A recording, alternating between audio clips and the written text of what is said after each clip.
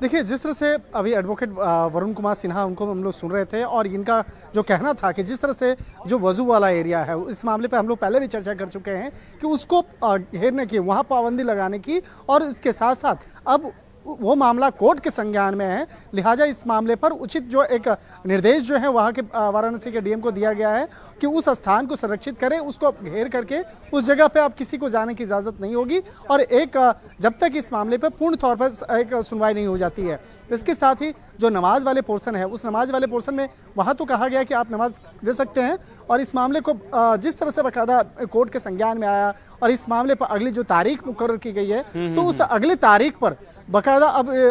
सभी पक्षकार जो है बाकायदा आकर के वो अपनी बातों को रखेंगे और उन तमाम मसलों पर आगे करेंगे। और एक तरह से कहते हैं कि जिस तरह से बाकायदा अब हमारे संवाददाता भी कोर्ट रूम से बाहर आ रहे हैं, और जिस तरह से अब लगातार ठीक है शंकर, आपके पास लौटते हैं कोर्ट रूम में और क्या हुआ जानकारी लेंगे। और इस वक्त हमारे साथ कासिम रसूल जी जुड़ चुके हैं, AIMPLB के सदस्य हैं, और आज ही All India Muslim Personal Law Board की मीटिंग भी बुलाई गई है शाम में। कासिम जी, जिला अदालत ने जो बात कही, लगभग सुप्रीम कोर्ट ने भी उसी आदेश को एक बार फिर से दिया है।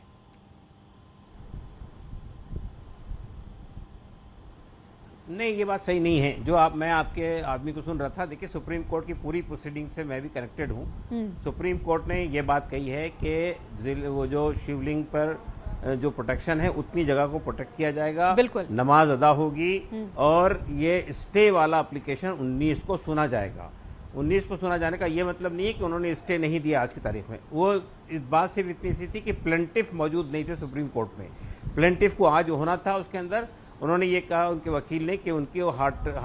का प्रॉब्लम आ गया उनको अचानक, इसलिए वो नहीं आ सके, इसलिए उनको सुने बगैर सुप्रीम कोर्ट ने स्टे का ऑर्डर देने से मना किया है, और 19 तारीख को ये मीटिंग बुलाई गई है, उस दिन इस पर गुफ्तगू होगी। देखिए, हमारा मानना ये है कि ये बहुत क्लियर बात है कि 1991 का एक्ट जो है वो मुल्क के तमाम वर्शिप प्लेसेस को प्रोटेक्ट करता है, कोई उसमें। और सुप्रीम कोर्ट ने 2019 के बाबरी मस्जिद सूट में भी ये बात कही है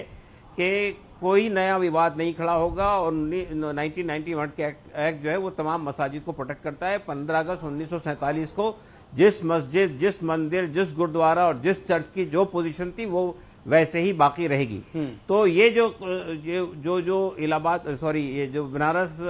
कोर्ट का जो ऑर्डर है वो ऑर्डर गलत है, वो इलीगल है, और जाहिर बात है कि वो भी कोर्ट को तय करना ही गलत था, और सर्वे के तो कोर्ट को तय करने दीजिए। एक बार शंकर के पास चलते हैं, जिनके पास मौजूद हैं सुशील, जो कि पूरी सुनवाई के दौरान कोर्ट के भीतर मौजूद थे। शंकर, आप सुशील से बात करिए और पूछिए उनसे कि क्या क्या हुआ कोर्ट के भीतर। देखिए, इस वक्त में हमारे संवाददाता सुशील भी हमारे साथ में आ गए हैं, और सुशील से भी बाकायदा बात करते हैं कि सुशील, जिस तरह से आज कोर्ट में आज सुनवाई चल रही थी, सबसे महत्वपूर्ण क्या क्या मुद्दे थे जिसको लेकर आज कोर्ट ने काफी संज्ञान भी लिया? जी देखिए, 3 महत्वपूर्ण मुद्दा रहा इस पूरे मामले में सुनवाई के दौरान। सुप्रीम कोर्ट ने निचली अदालत के किसी भी कार्रवाई पर रोक नहीं लगाई, पहला। दूसरा जो बड़ा आदेश सुप्रीम कोर्ट ने दिया है वो ये दिया है कि जो शिवलिंग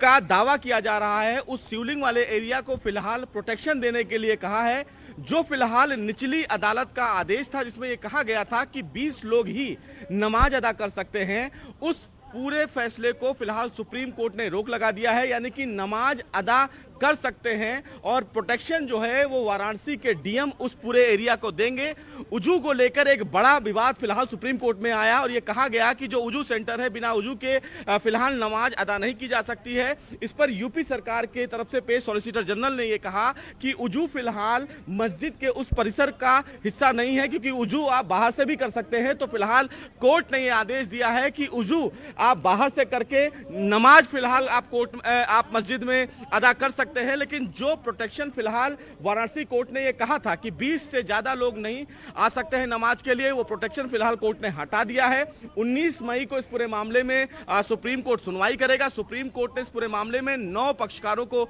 नोटिस जारी किया है, जिसमें उत्तर प्रदेश सरकार, 5 महिलाएं जिन्होंने फिलहाल सुप्रीम कोर्ट में निचली अदालतों में जिन्होंने फिलहाल पिटीशन फाइल किया था, वाराणसी के डीएम, वाराणसी के एसपी और मंदिर प्रशासन को नोटिस जारी किया है। 19 मई तारीख को विस्तृत सुनवाई सुप्रीम कोर्ट करेगा। लेकिन सबसे बड़ा सवाल कि शिवलिंग पर फिलहाल उजू के मामले में मुस्लिम पक्ष यानी कि मस्जिद पक्ष की ओर से ये कहा जा रहा था कि उजू का परमिशन दिया जाए, लेकिन सॉलिसिटर जनरल जो यूपी सरकार को रिप्रेजेंट कर रहे थे वो उन्होंने कहा कि अगर उजू सेंटर पर जहां पर अब शिवलिंग का दावा किया जा रहा है वहां पर अगर उजू करने का परमिशन दिया जाएगा तो कानून व्यवस्था बिगड़ सकता है, क्योंकि शिवलिंग पर अगर पैर लगेगा तो कहीं ना कहीं लोगों की भावनाएं भड़क सकती हैं। और इस चीज को सुप्रीम कोर्ट ने भी समझा और इसीलिए फिलहाल उस पूरे सेंटर को प्रोटेक्शन दे दिया। उत्तर प्रदेश सरकार समेत अन्य जितने भी पक्षकार हैं सबको जो नोटिस जारी किया गया है, तो इसको मैं समझना चाहूंगा कि ये नोटिस जो जारी किया गया है इसके क्या मायने हैं और किस तरह से अगली सुनवाई में इन तमाम मसलों पर बात। जी देखिए, तमाम जो पक्षकार हैं, चूंकि मस्जिद कमेटी की तरफ से सुप्रीम कोर्ट में अर्जी दाखिल करके कहा गया था कि इस तमाम प्रकरण पर रोक लगाई जाए, तो अब सुप्रीम कोर्ट इस मामले में तमाम पक्षकारों को सुनेगा और बिना तमाम पक्षकारों को सुने सुप्रीम कोर्ट इस मामले में कोई आदेश जारी नहीं करेगा। और इसीलिए सुप्रीम कोर्ट ने उत्तर प्रदेश सरकार को और जिन तमाम लोगों ने निचली अदालत में अर्जी दाखिल की थी पूजा को लेकर, उन तमाम लोगों को नोटिस जारी इसलिए किया है कि उनका फिलहाल इस पूरे मामले में क्या कहना है। उन तमाम पक्षकारों के जब जवाब को सुप्रीम कोर्ट कंसीडर करेगा तब मामले की सुनवाई आगे करेगा। हालांकि जब अगली सुनवाई की बात हो रही है तो 19 तारीख को सभी की तरफ से जवाब चाहिए लिखित में या सभी की मौजूदगी भी चाहिए सुप्रीम कोर्ट में, क्योंकि 19 को ही जिला अदालत में भी अगली सुनवाई होनी है।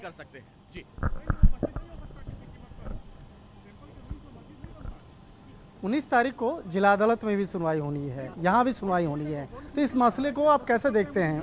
देखिए, निचली अदालत पर प्रोटेक्शन की मांग की थी फिलहाल मस्जिद कमेटी की तरफ से और ये कहा गया कि निचली अदालत इस पूरे मामले की सुनवाई ना करे। तो जस्टिस चंद्रचूड़ की तरफ से ये कहा गया कि मजिस्ट्रेट को इस मामले में कोई आदेश जारी वो नहीं कर सकते, लेकिन मजिस्ट्रेट इस मामले को बेहतर समझते हैं कि जब उच्चतम न्यायालय इस पूरे मामले की सुनवाई कर रहा है तो इस पूरे मामले को और फर्दर वो कंसीडर नहीं करें। लेकिन सुप्रीम कोर्ट ने ऐसा कोई आदेश जारी नहीं किया है कि निचली अदालत इस मामले की सुनवाई ना करे। अब सुप्रीम कोर्ट में मामला लंबित है तो यह स्वतः माना जाता है कि जब मामला कोई बड़ी अदालत में लंबित होता है तो निचली अदालत बड़ी अदालत के फैसले का इंतजार करता है। तो संभवतः 19 मई वही बात आज सुप्रीम कोर्ट की तरफ से कही गई है। मैं आपको इंटरप्ट कर रहा हूं, रोक रहा हूं। शंकर, मैं आऊंगा आपके पास। बड़ी खबर आ रही है, कमीशन से हटाए जाने के बाद